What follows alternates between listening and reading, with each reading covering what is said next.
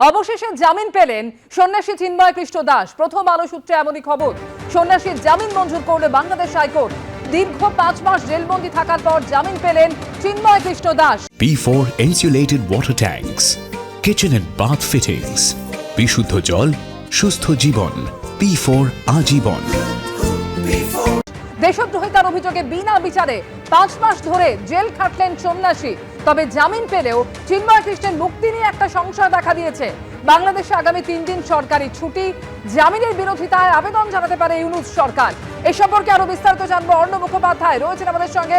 অর্থাৎ অর্ণব, দীর্ঘ 5 মাস জেলবন্দি থাকার পর অবশেষে জামিন পেলেন সন্ন্যাসী চিন্ময় কৃষ্ণ দাস। অবশ্যই দেখো, যেমনটা জানা যাচ্ছে যে আজকে তিনি কিন্তু জামিন পেয়েছেন এবং অনেক দিন ধরেই তিনি জেলবন্দি ছিলেন এবং লোয়ার কোর্ট থেকে এটা হাইকোর্ট অবধি গিয়েছিল। আমরা দেখেছি যে লোয়ার কোর্টে এর আগে কিরকম অবস্থা হয়েছে।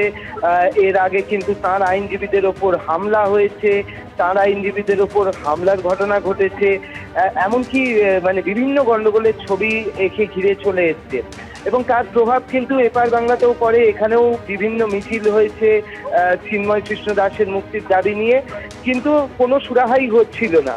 বস্তুত তিনি জেলে কাটাচ্ছিলেন, ঠিকভাবে বিচার সাহায্য পাচ্ছিলেন না প্রক্রিয়ার। কিন্তু আজকে তার জামিন হয়েছে, কিন্তু সেই জামিন হওয়ার পরেও যেরকমটা জানা যাচ্ছে যে কিছু বিষয়ে সংশয় রয়েছে। যেরকম ভাবে জানা যাচ্ছে যে কি বিষয়ে সংশয় রয়েছে, যে 3 দিন কোর্ট বন্ধ আছে, ফলে জামিন পাওয়ার পরেও আজকে যে তিনি মুক্তি পাবেন এরকম নয়। এবং এই যে 3 দিন কোর্ট বন্ধ থাকবে, তার মাঝখানে যদি বাংলাদেশ সরকার সেখানে যদি তারা যায় হচ্ছে আপিল বিভাগের কাছে, তাহলে আপিল বিভাগের কাছে যাওয়ার কিন্তু সুযোগ থাকছে। এখন বিষয়টা দেখার যে তারা আপিল বিভাগের কাছে ফের আপিল করছেন না মুক্তিই পাচ্ছেন জামিন পাওয়ার পরে চিন্ময় প্রভু, সেইটা এখন দেখার বিষয় রয়েছে। সেই সংশয়টা রয়েছে। তবুও এর মাঝখানে একটাই পজিটিভ জায়গা যে এতদিন বাদে অবশেষে হাইকোর্ট থেকে কিন্তু তার জামিন মঞ্জুর হয়েছে। একেবারে সঙ্গে থাকা অর্ণব, অবশেষে সন্ন্যাসী চিন্ময় কৃষ্ণ দাস তিনি জামিন পেলেন। জামিন পেলেও তার মুক্তি নিয়ে এখনো একাধিক কারণে সংশয় দেখা দিয়েছে। তার কারণ আগামী 3 দিন বাংলাদেশের সরকারি ছুটি রয়েছে এবং এরই মধ্যে যেটা জানা গিয়েছে, জামিনের বিরোধিতায় আবেদন জানাতে পারে ইউনূস সরকার।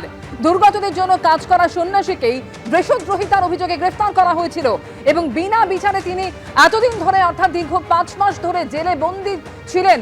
এর আগে আমরা দেখেছি তার আইনজীবীদের উপরেও একাধিক হামলার ঘটনা ঘটে। দীর্ঘ আইনি টানাপোড়েনের পর অবশেষে জামিন পেলেন সন্ন্যাসী চিন্ময় কৃষ্ণ দাস। তার জামিন মঞ্জুর করেছে বাংলাদেশ হাইকোর্ট। আরো একবার কথা বলবো, আমাদের সঙ্গে রয়েছেন প্রতিনিধি অর্ণব মুখোপাধ্যায়। অর্ণব, যেটা তুমি জানাচ্ছিলে যে একাধিক কারণে এখনো তার মুক্তির ক্ষেত্রে জটিলতা রয়েছে, ঠিক কি কি কারণ অর্ণব? দেখো, যেমনটা জানা যাচ্ছে যে আজকে বাংলাদেশের বিভিন্ন মাধ্যম সূত্রে যেটা জানা যাচ্ছে যে তার জামিনটা মঞ্জুর হয়েছে এবং জামিন মঞ্জুর হয়েছে। তার বিরুদ্ধে মূলত হচ্ছে দেশদ্রোহিতার অভিযোগ ছিল এবং সেই দেশদ্রোহিতার অভিযোগেই তাকে গ্রেফতার করা হয়েছিল এবং সেটার জন্য কিন্তু এতদিন ধরে তার জামিন মঞ্জুর হচ্ছিল না। এবং আমরা দেখেছি যে লোয়ার কোর্টে কিরকম গন্ডগোল হয়েছে, একজন আইনজীবীর মৃত্যুর ঘটনা অবধি ঘটেছিল এবং সে দায়ও তার উপর চাপানোর চেষ্টা হয়েছিল। তিনি জেলের মধ্যে অসুস্থ হয়ে পড়েছিলেন, তার কাছে সঠিকভাবে খাবার ওষুধ পৌঁছানোর ক্ষেত্রে সমস্যা হচ্ছিল। তার মায়ের সঙ্গে আমাদের কথা হয়েছিল, তিনি যথেষ্ট চিন্তায় ছিলেন সে ব্যাপারে। কিন্তু আজকে শেষ পর্যন্ত তার জামিন হয়েছে। কিন্তু জামিন এটা একটা পজিটিভ দিক হলেও একটা সংশয় থাকছে যে সরকারের কি গতিবিধি হবে, সরকারের পর কি করবে বাংলাদেশ সরকার। তারা কি আপিল করবে, হচ্ছে আপিল বিভাগ যেটা রয়েছে তার কাছে আপিল করবে, সেই দিকে এখন তাকিয়ে রয়েছে সবাই যে চিন্ময় প্রভু সত্যিই মুক্তি পান কিনা, তিনি তার জায়গায় ফিরতে পারেন কিনা, নাকি তাকে আটকে রাখার জন্য ফের আপিল বিভাগে যায়, সেদিকে নজর সবাই থাকবে। একেবারে অর্ণব, এটাও জানা যাচ্ছে যে জামিনের বিরোধিতায় আবেদন জানাতে পারে ইউনূস সরকার।